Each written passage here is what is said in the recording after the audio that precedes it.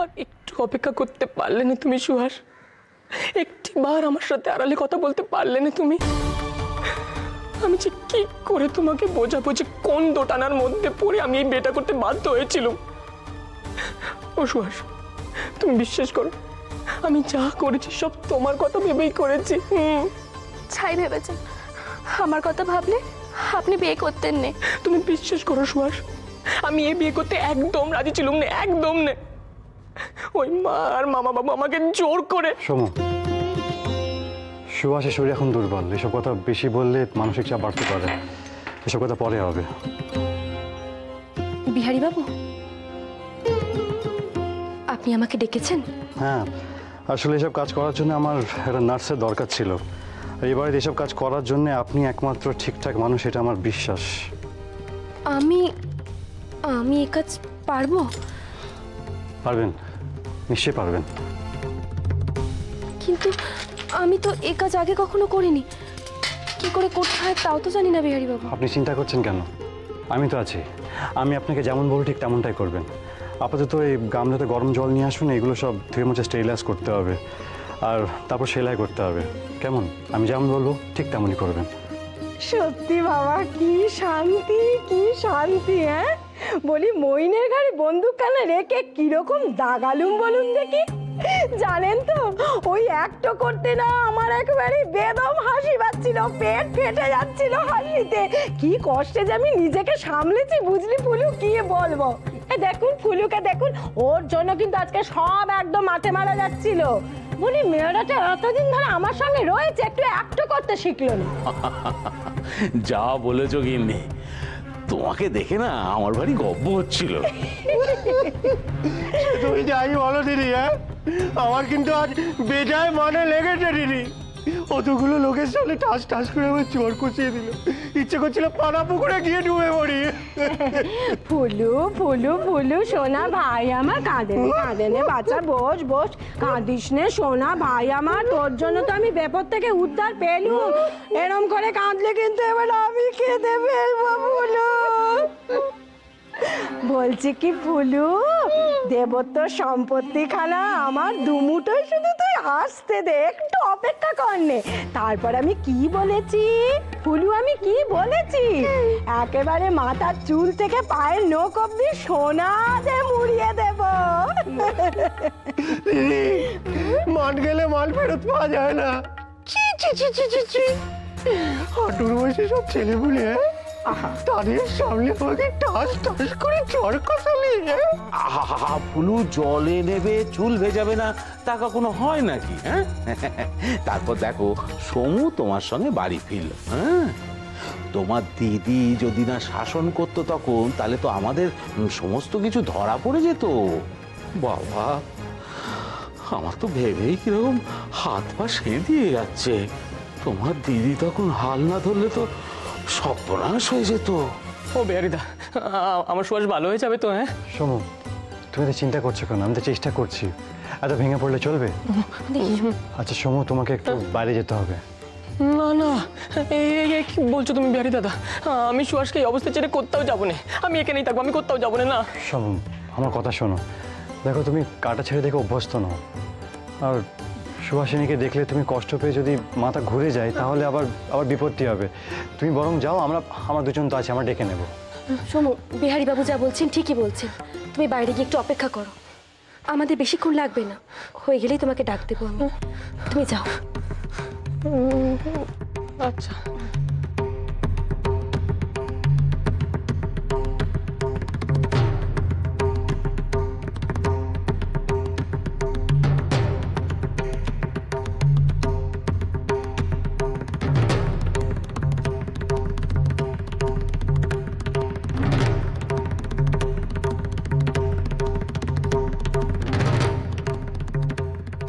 আমি আর পারছি না, খুব লাগছে। একটু সহ্য করো সুহাস, একটু সহ্য করো।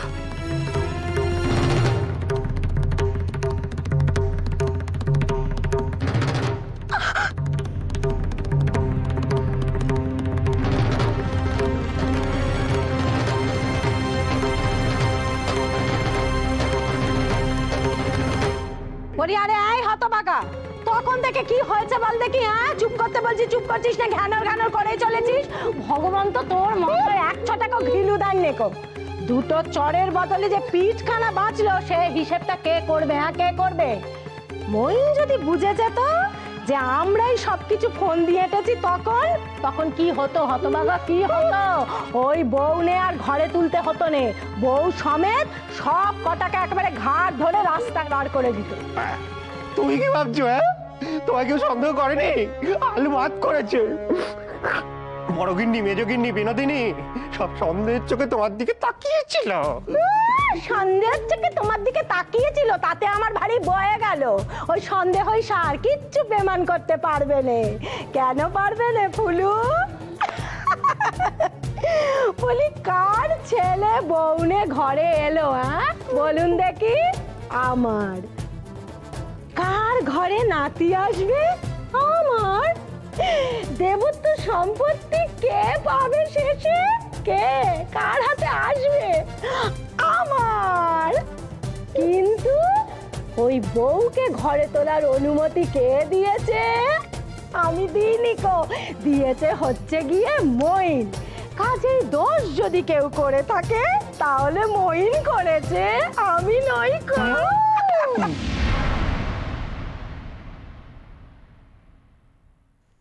ম্যাগো, কি কুক্ষণে যে আমার বাপ মায়ের বাড়িতে আমার বিয়ে দিয়েছিল কে জানে। এদিকে বংশের দেমাকে কারণ মাটিতে পা পড়ে নে, আবার তলে তলে যত ধ্যাসটামি। ইচ্ছে করে ওই মেয়ে মানুষটার মুখে গিয়ে একেবারে বেচুটি ঘষে দিই। বলি নিজের মনে মনে কি এত বিড়বিড় করছো নতুন বউ? কাপড় চোপড় ছাড়বে রেখো। এই তুই কে রে উচকপালি ঘোড়ামুখী? বলি আমার খবর নেওয়ার জন্য তোর কান বুঝে সুর সুর করছে? আমার কাপড় আমার যখন ইচ্ছে আমি তখন ছাড়বো।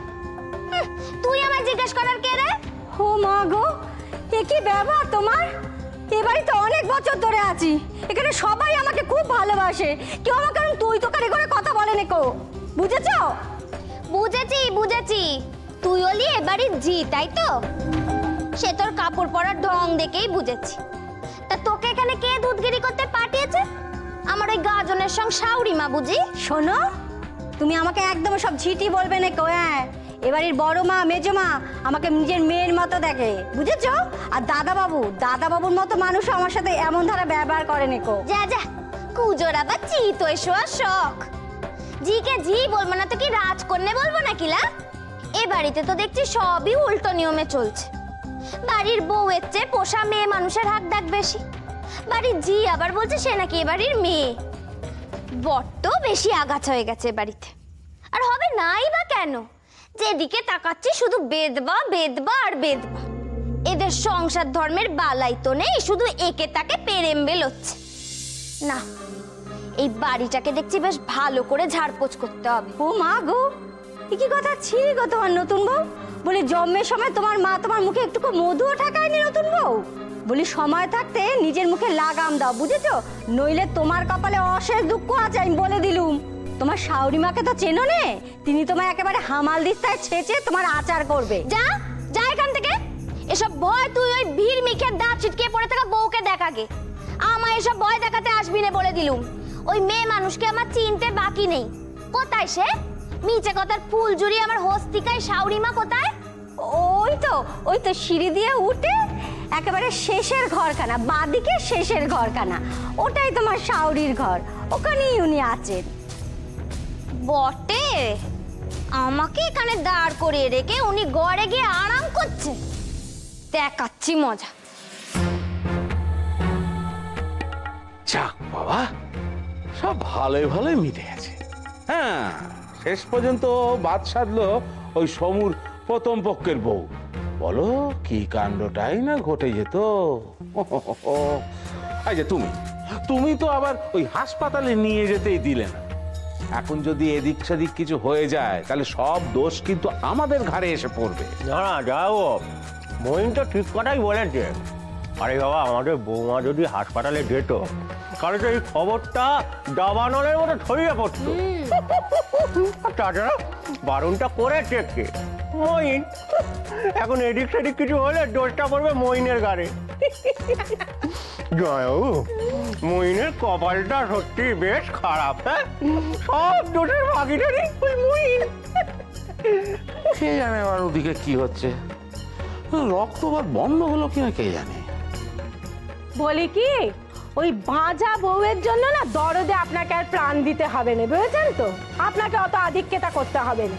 বলি ফুলু, ওই বেহারি আর মইন যখন চিকিৎসার দায়িত্ব নিয়েছে তখন কি আর আমরা শুধু শুধু ভাবনা চিন্তা করবো? বল দেখি, কোনো চিন্তা নেই কো আমাদের। শুধু ওই শয়তানিকে একবারটি আপনি ভালো হয়ে উঠতে দিন, তারপর দেখুন ওই বউকে কি করে দুর্মুষ পিষে দাবড়ে রাখতে হয় সে আমি খুব ভালো জানি। সে আমার বাঁ হাতের কাজ। কি বউকে দুর্মুষে পিষবে? বলি আমাকে কি তোমার মায়ের বেটি পেয়েছো না? হ্যাঁ, জমনেকে দুর্মুষে পিষবে এমন ক্ষমতা কার আমি দেখি তো। ফুলু, ফুলু, কে কোন বাড়ির মেয়েকে নিয়ে এলে? কিসব কথা বলছে? যাকে যাক, এসব কথা নয় পরে হবে। এই হতচ্ছাড়া সংসারের কোনো নিয়ম কানুনই তো আমি বুঝতে পারছি না বাবু।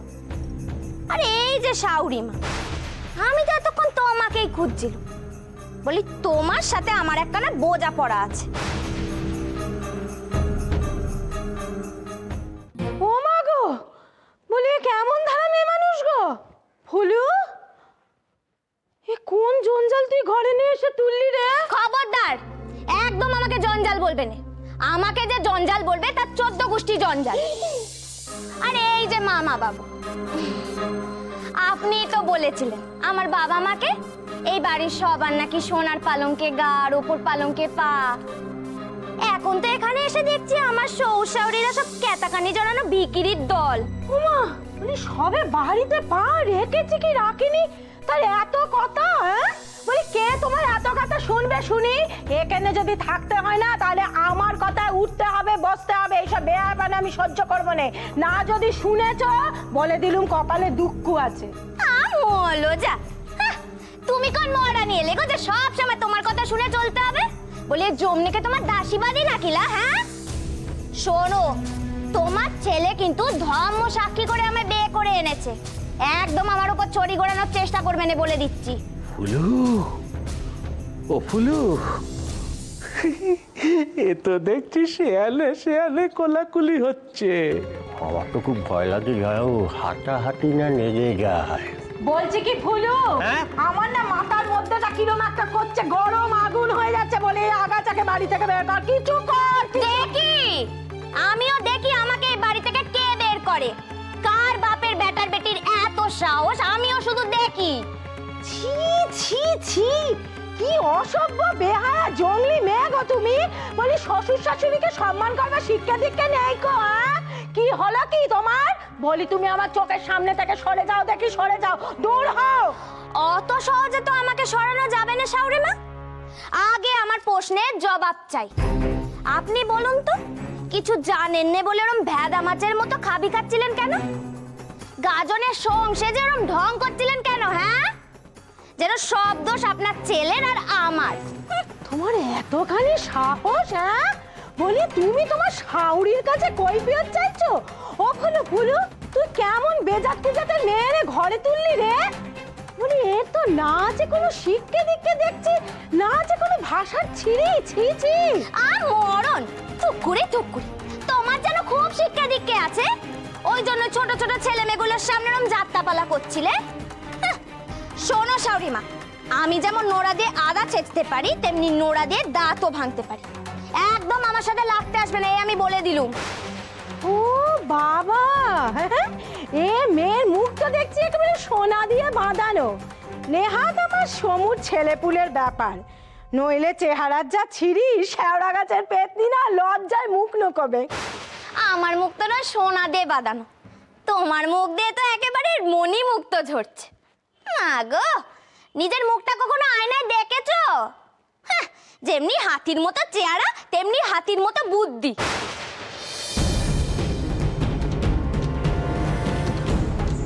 কি আমার এমন রূপ, এমন বুদ্ধি, আমার নাকি হাতির মতো? ফুলু কি বলছে কি? তোমার জিভ না আমি একেবারে টেনে ছিঁড়ে মাটিতে ফেলে দেবো। ছোট বউ, বর্দি ও ছোট বউ, হ্যাঁ এ কি শুনলে? সুহাস নাকি হাত টাত কেটে ফেলেছে। গো বর্দি, সেই নিয়েই তো এখানে আলোচনা হচ্ছে। বর্দি গো, ওই মেয়েটার একটা খোঁজ নেওয়া এবার আমাদের দরকার গো। চলো বর্দি, চলো, বেহারির ঘরে সে আছে, চলো যাই। চলো তুমি, এগো এগো। এসো ছোট বউ, এসো। বিহারি ঠাকুরপো, আমাকে কেন বাঁচালেন? আমি যে আর বাঁচতে চাই না। ছি সুহাস, এ কিরকম কথা? মা বাবা কত কষ্ট করে তাদের সন্তান জন্ম দেন, তাদের লালন পালন করেন, আর তুমি একবার তাদের কথা ভাববে না? তুমি চোরের মতো কেন পালাবে? নিজের বিনু দিদিকে দেখো, কিভাবে সে কষ্ট করে লড়াই করে এখনো বেঁচে আছেন। তার থেকে শেখো। আর শোনো, এই কথা মন থেকে একদম বার করে দাও, ঠিক আছে? দিন, জল দিন, আমি হাতটা পরিষ্কার করে নিই।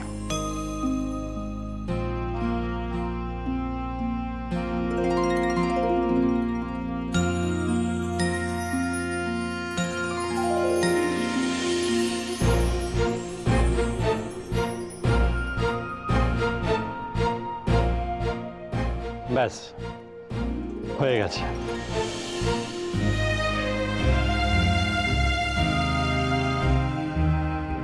বিনোদিনী দেবী, আমার হয়ে গেছে। মানে আমি আসলে খেয়াল করিনি। কই দেখি কি হলো। ওমা, দেখেছো মেয়েটার কতখানি কেটে গেছে, না জানি কত কষ্ট হয়েছে মেয়েটার। আচ্ছা, তোরা আমাকে কেউ কিছু জানাবি নি?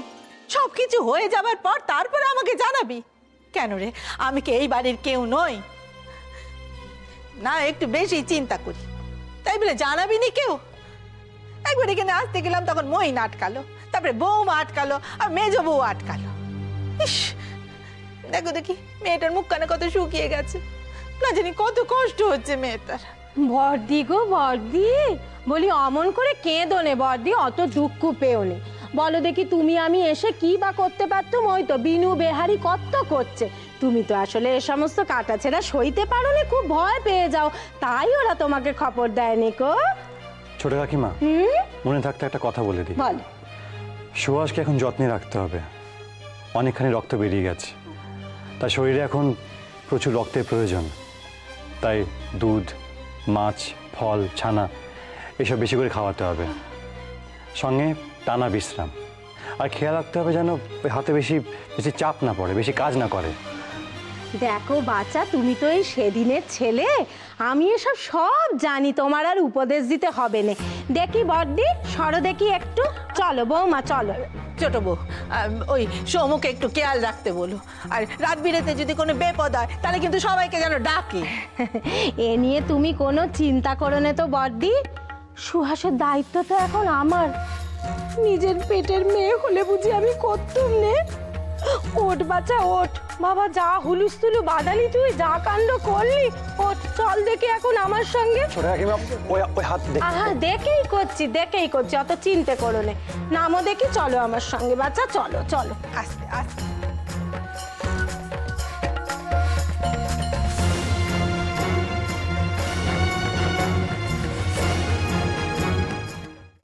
আজ আমার জন্য সুহাসের এই অবস্থা। আর যা ঘটলো তার জন্য কখনো আমি নিজেকে ক্ষমা করতে পারবো না, কখনো না।